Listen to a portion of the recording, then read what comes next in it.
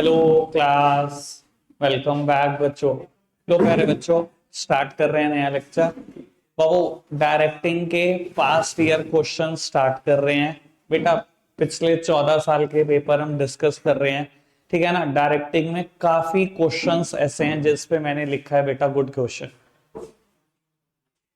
बाबू जी, बाबू लो start कर रहे हैं फर्स्ट क्वेश्चन से, फटाफट से पढ़ो बेटा। बाबू मैच चाहिए मुझे, बस शुरू के 2 मैच बता दो। सिमेंटिक बैरियर को किससे मैच करूं?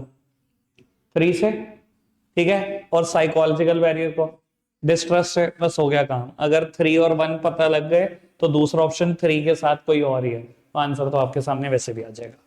बाबू ये पढ़ना मेरे को बिना ऑप्शन के ही, वैसे तो काम हो जाना चाहिए। पढ़ना जल्दी बताओ। Job enrichment. अरे भैया ये तो वर्ड कितनी बार बोल दिया मैंने बैच में। ये बताना, बस पहली लाइन पढ़ लो। बैरियर का नाम बताओ। Lack of proper incentive. किस कैटेगरी का बैरियर है? किस कैटेगरी का बैरियर है? अब कैटेगरी भी नहीं पता। Psychological, very good. Personal barrier है, ठीक है ना जी। इन्होंने आंसर गलत दिया हुआ है, सिमेंटिक दिया हुआ है, मैंने काट के ठीक कर दिया कि पर्सनल बैरियर है। बाबू ये पढ़ना, केस पढ़ लो ये, ठीक है ना। और इस लाइन को अच्छे से पढ़ लो,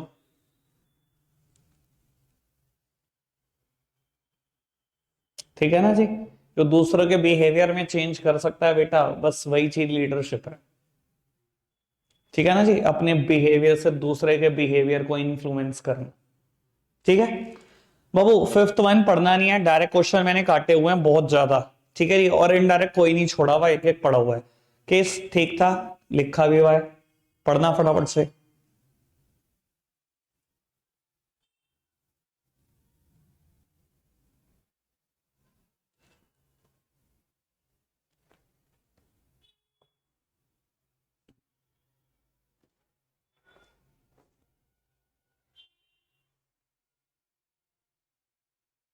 पढ़ा आपने?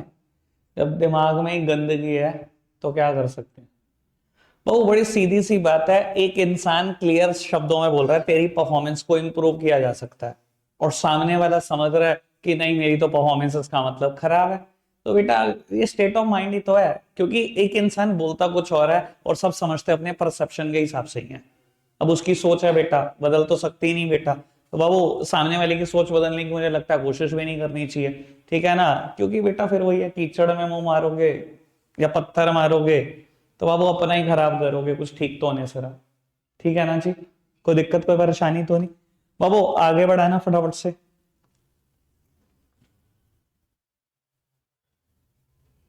बाबू दूसरों को इंस्पायर करना हमेशा मोटिवेशन है, और बेटा इन्फ्लुएंस करना अपने बिहेवियर से वो लीडरशिप है, ठीक है जी। पढ़ना बेटा फटाफट से।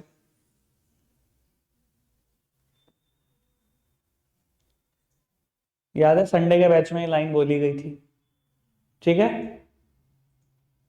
कोई दिक्कत तो नहीं, बढ़ाए बात को आगे। चलो जी बाबू, मैंने बहुत सारे क्वेश्चन डायरेक्ट जो थे कट किए हुए हैं। घबराना नहीं, आपको पढ़ने की भी जरूरत नहीं है, क्योंकि मैंने बहुत सोच समझ के क्वेश्चन कट किए हुए हैं। ये पढ़ना। बाबू अगर कभी आपसे पूछ रहा है two characteristic of organisational climate, organisational climate और जॉब एनरिचमेंट लगभग एक जैसी बात करते हैं, चाहे एनसीईआरटी उठाकर देख लेना। तो बाबू आपको भी पता है जॉब एनरिचमेंट में क्या क्या बातें करता हूं।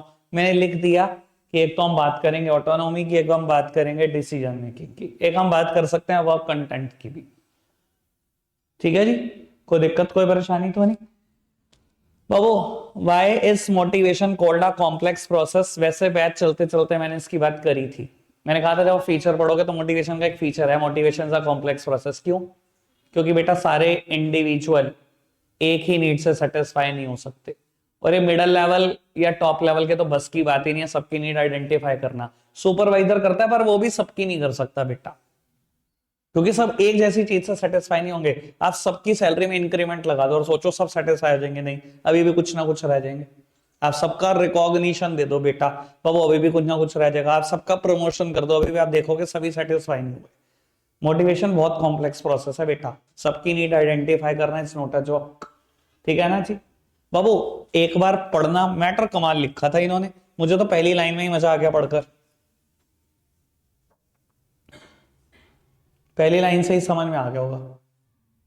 बाबू होमोजीनियस नहीं हो सकते सब, परसेप्शन को लेकर, एक्सपेक्टेशन को लेकर, सब हेटेरोजीनियस है बेटा, सबकी एक्सपेक्टेशन उम्मीदें अलग है।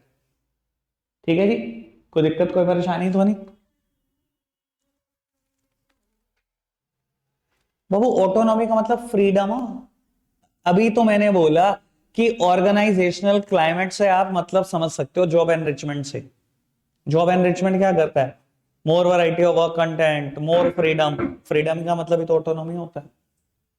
ठीक है जी बाबू, 16th 17th मैंने सब काटे हुए हैं, डी कोडिंग के बारे में बात, फीडबैक के बारे में बात, एनकोडिंग के बारे में बात, ये पढ़ना। At which level of management directing take place? Lower level, all the levels. ठीक है ना जी, वो बात अलग है कि डायरेक्टिंग सबसे ज्यादा लोअर लेवल से होती है, तो ये नहीं लिख सकते कि सिर्फ लोअर लेवल पे ही होती है, जीरो मिल जाएगा। मैनेजमेंट के सारे फंक्शन परवेसिव है। परवेसिव मतलब प्रेजेंट एवरीवेयर, हर लेवल पे परफॉर्म होते हैं। ये पढ़ना जी 24, लगभग मेरी डेफिनेशन भी जो जॉर्ज आर टेरी की डेफिनेशन है तो मैंने नोट्स में लिखवाई है, वो लगभग ऐसी है। ठीक है जी,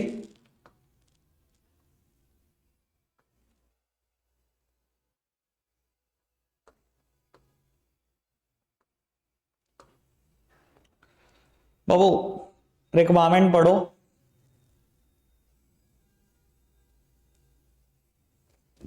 तीन इंसेंटिव की बात बतानी है, पढ़ना जरा केस फटाफट से।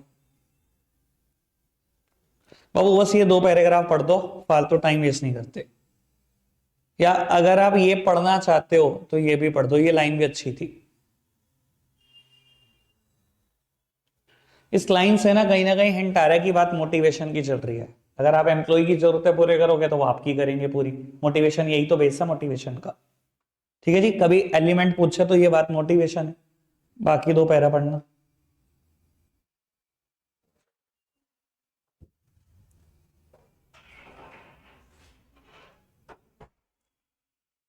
बाबू ये पैराग्राफ क्या कहता है? परक्यूजिट्स, बेटा आगे बढ़ो, ग्रेचुटी, रिटायरमेंट बेनिफिट। ठीक है जी, आगे बढ़ो, कल भी पढ़ा ये तो, career advancement opportunity, that means promotion. ठीक है, अगर खुद से सोच पा रहे हो ना, मेरा मतलब मेरे बोलने से पहले अगर आपके मन ने बोल दिया था आंसर, तो आप बिल्कुल राइट ट्रैक पे हो। क्योंकि इस टाइम पर अगर आप ये नहीं बता पा रहे सब दिक्कत है, क्योंकि डायरेक्टिंग पूरा चैप्टर हो गया, सारी केस डिस्कस कर दी, उसके बाद तो ये बातें ही नहीं रह जाती कुछ। बाबू मैंने जितने डायरेक्ट क्वेश्चन है सभी काट दिए, उसकी टेंशन नहीं लेनी है आपको। पढ़ो जी।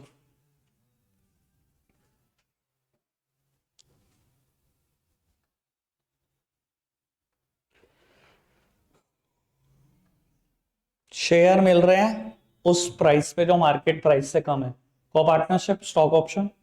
ठीक है जी, इस ओप मत लिखाना प्लीज, वो अकाउंट्स की टर्म है, हम एनसीईआरटी के एडिंग के हिसाब से ही चलेंगे। ये पढ़ना, बहुत बढ़िया क्वेश्चन था, बहुत बढ़िया लगा मुझे।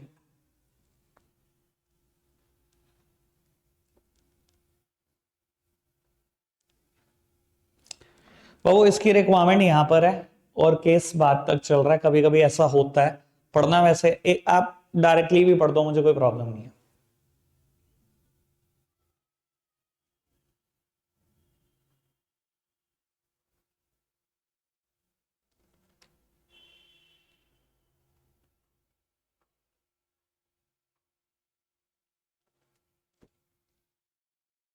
कोई मुझे बताएगा आप इस लाइन से क्या समझे? कोई भी आप में से?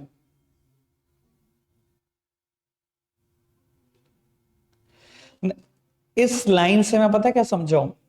एक ऐसी चीज जो साइकोलॉजिकल, सोशल और इमोशनल फैक्टर से रिलेट करे, वो बेटा नॉन फाइनेंशियल इंसेंटिव होते हैं। ये आपको साइकोलॉजिकल सेटिस्फैक्शन देते हैं, इमोशनल सेटिस्फैक्शन देते हैं, ना कि फाइनेंशियल सेटिस्फैक्शन। इससे ना नॉन फाइनेंशियल की तरफ हिंट जाता है। ठीक है, अब पढ़ दो, और आपको पता है बाद में देखोगे तो खोदा पाड़ा और निकली चुईया। कि केस स्टडी को बनाने की मुश्किल तो बहुत कोशिश की गई, पर क्रैक 1 मिनट में हो गई है। भैया इतनी दिक्कत आ रही है क्या? कॉन्ग्रेचुलेट कर रहे हैं उनकी गुड परफॉर्मेंस पे, एम्प्लॉय रिकॉग्निशन प्रोग्राम वाली बात है। और बेटा बाकी बात क्या है? फ्यूचर इनकम की बात है, मतलब जॉब सिक्योरिटी की बात है। ठीक है, ओके बात। बाबू आप मेरे को ये तो बताओ, आप फ्यूचर इनकम से कुछ और तो नहीं सोच रहे थे? जब नॉन फाइनेंशियल की बात है तो बचता भी कुछ नहीं है। लो आगे बढ़ते हैं, बस क्वेश्चन रीड करना है। State any 3 measures to overcome the communication barrier. Topic कौन सा लिखोगे?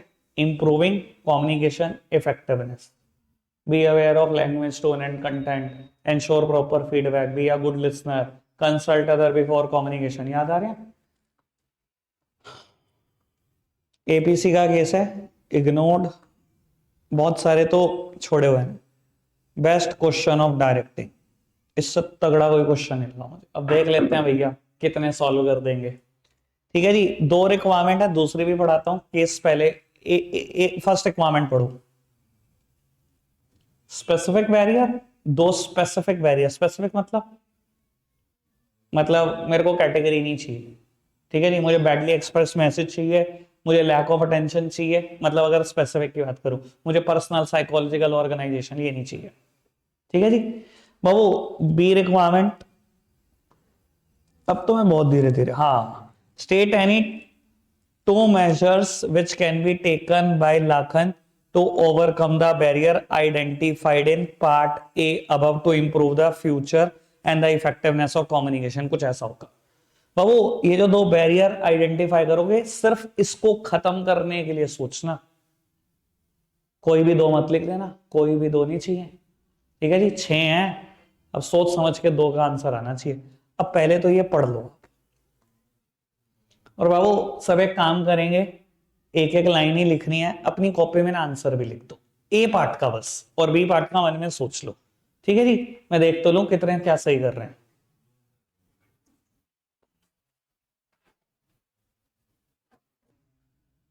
बाबू मैं 2 बातें बोलूंगा, अगर वो लिखा है तो बाबू सब कुछ ठीक है, उसके अलावा कुछ भी सोच रहे हो गलत सोच रहे हो। और आपको ये भी बता देता हूं, अगर बहुत ठंडे दिमाग से सोचना चाहते हो, इस पैरा को जितनी बार पढ़ो उतनी बार कम है, गेम चेंजर है ये। जितनी बार पढ़ सको उतनी बार पढ़ लो, गेम चेंजर। बाबू टेक्निकल जार्गन और फॉल्टी ट्रांसलेशन। ठीक है जी, अगर आप ये सोच पा रहे हो ना, सर हैट्स ऑफ है, बहुत सारे बच्चे इसको क्रैक नहीं कर पाएंगे। ठीक है जी, और बी पार्ट वो बहुत तगड़ा है। अब आपने क्या सोचा मुझे नहीं पता, पर बेटा आंसर होना चाहिए था B aware of language tone and content. बड़ी सीधी सी बात। बाबू फॉल्टी ट्रांसलेशन को ओवरकम करने के लिए ही तो कर रहे हैं हम ये सब बातें। और दूसरी बात बेटा, communicate according to the need of receiver.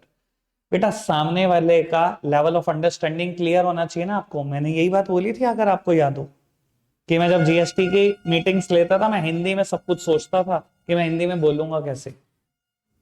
Communicate according to the need of receiver, सामने वाले की तो जरूरत नहीं है, आप टेक्निकली बोलने जा रहे हो, उसको तो कुछ नहीं समझ में आने वाला, उसका लेवल ऑफ अंडरस्टैंडिंग नहीं है वैसा। अगर आपने ये सब सोचा है तो सर बिल्कुल सही चल रही है गाड़ी, डायरेक्टिंग में नहीं कोई दिक्कत चल रही फिर। ठीक है जी, चलो जी बढ़ाते हैं बात को आगे।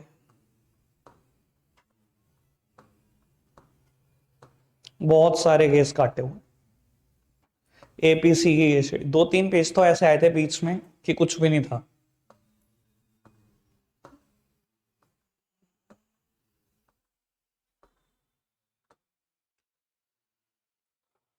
चलो, बहुत ही बढ़िया केस, ये भी बहुत पटाखा केस है जी। पढ़ो जरा 2 पॉइंट शुरू के रिक्वायरमेंट के।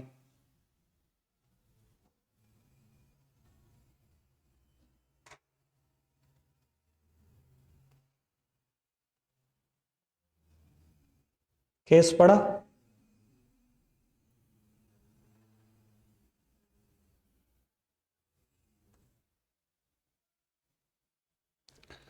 बस मेरे को एक क्वेश्चन में डाउट है, ये क्वेश्चन ये नहीं होना चाहिए, बाकी एक बार आप केस पढ़ो, फिर करता हूं इसकी बात।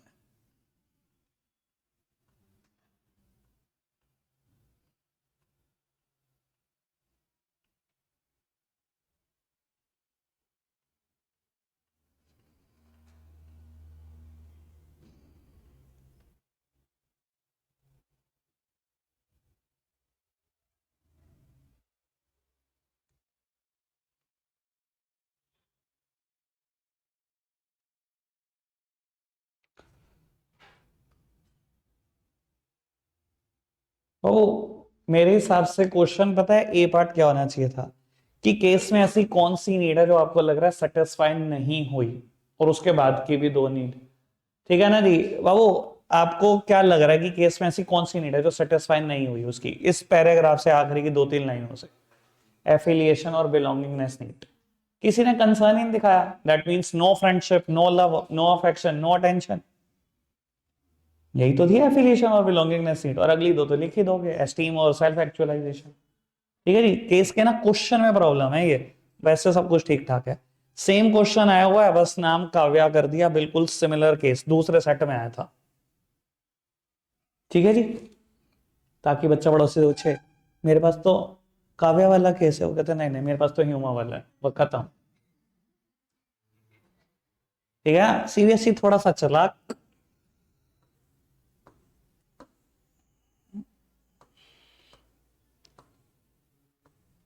बहुत ही बढ़िया, टल्ली केस।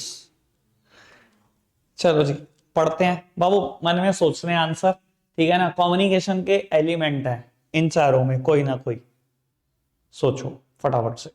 आप सोच रहे हो, ठीक है ना, उसके बाद सर मैं आंसर दिखाऊंगा आपको, वैसे प्रॉब्लम नहीं आनी चाहिए। बाबू ए पार्ट का आंसर मीडिया, दूसरे का सेंडर, तीसरे का डिकोडिंग, और चौथे का रिसीवर है। Madhur is making gesture so that he can send a message to Randhir. What is Madhur doing here? अच्छा सॉरी बाबू, मधुर तो एनकोडिंग कर रहा है ना, मैंने सोचा मधुर कौन है, मेरी केस ढंग से पढ़ा। मधुर तो बेटा वैसे सेंडर था, पर वो कर एनकोडिंग रहा। ठीक है जी, बढ़ जाए आगे, समझ आया। वो तो मैंने बता ही दिया था रिसीवर है। पढ़ना जी, सिंपल, बहुत देर के बाद एक क्वेश्चन आया जिसमें मैंने लिखा सिंपल। बोनस की भी बात चल रही है, प्रॉफिट शेयरिंग की भी बात चल रही है, तो पूछ रहा है मुझसे चार और अदर इंसेंटिव लिख दो सेम कैटेगरी के, मतलब चार फाइनेंशियल और लिखने, फाइनेंशियल ही ना। अच्छा एक बात बताओ, अभी तक आपने बहुत केस पढ़े, कंक्लूजन क्या है, सबसे ज्यादा कहां से आता है? कम्युनिकेशन। मैं हमेशा बोलता हूँ कम्युनिकेशन के बिना तो डायरेक्टिंग कुछ है ही नहीं। कम्युनिकेशन है मोटिवेशन, लीडरशिप से भी बहुत कम, और सुपरविजन से तो नजर ही नहीं आ रहा कुछ। स्पीचलेस, कह रही उससे कुछ भी आएगा तो डेमोक्रेटिक लिख दे, हाँ लिख दो। पढ़ना है जी फटाफट से।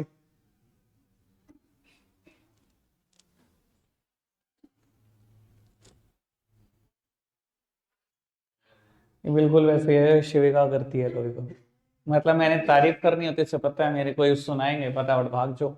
ओ प्री मैच्योर इवेल्युएशन, कोई दिक्कत तो नहीं। ठीक है जी बाबू, पढ़ना है जरा केस, बस ये पढ़ लो रिक्वायरमेंट, अरे कुछ नहीं, डायरेक्ट क्वेश्चन था। ठीक है, अच्छा ऐसे ऐसे क्वेश्चन आगे तो क्या होगा 2023 में यार। बाबू मैंने आपको क्या बोला है, बिजनेस का पेपर दुआ करना मुश्किल है, तभी कोई एज मिलेगा आपको कॉम्पिटिटर से, वरना सब बराबर हो जाओ एक ही प्लेटफॉर्म पे, पूरे साल पढ़ने का कोई फायदा नहीं होगा। चलो पढ़ना जी।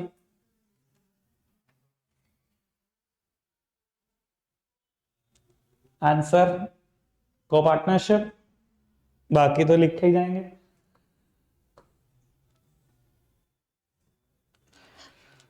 रिक्वायरमेंट पढ़ो, आंसर बताओ।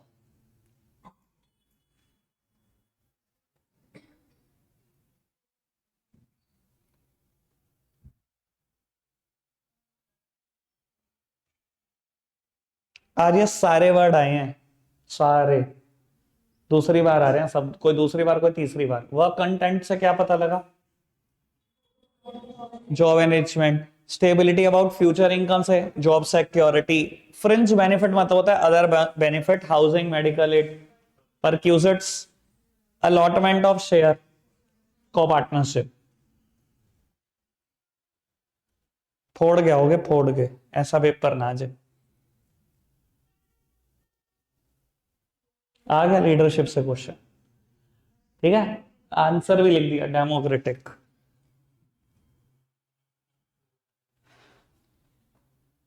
पढ़ना जी फटाफट से दोनों, दूसरों के बिहेवियर को इन्फ्लुएंस करना लीडरशिप है ही है।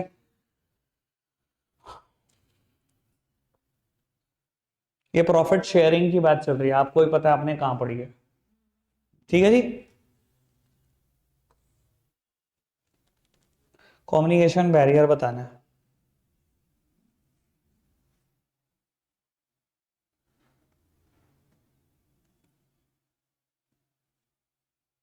लैक ऑफ अटेंशन, ठीक है,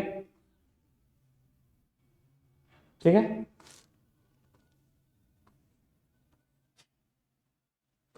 बस आज के लिए रखेंगे इतना ही प्यारे बच्चों, बाय बाय।